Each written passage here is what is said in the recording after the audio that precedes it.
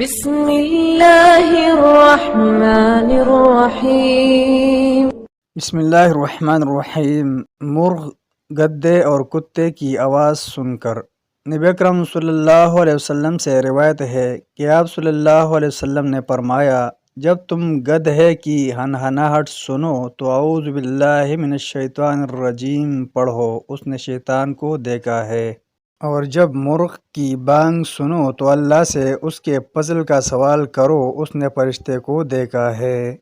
رسول اللہ صلی اللہ علیہ وسلم کا ارشاد گرامی ہے، جب تم رات کو کتے کا بھونکنا اور گدھے کا ہنہنانا سنو تو ان سے اللہ کی پناہ طلب کرو، اعوذ باللہ پڑھو۔